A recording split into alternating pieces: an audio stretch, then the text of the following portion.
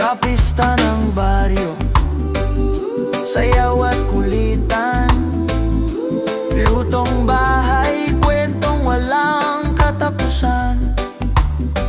Sa ilalim ng bituin, awitan hanggang gabi, mga pangarap ay payag, pero tunay at buo lagi. Kahit mabagal ang oras, di ka naman nag-iisa. Dito mo matututunan ang tunay na halaga ng lupa, ng pawis, ng dangal at tiwala, na ang buhay ay mas masaya kapag payak lang siya. O buhay sa probinsya, payapa at totoo, sa bawat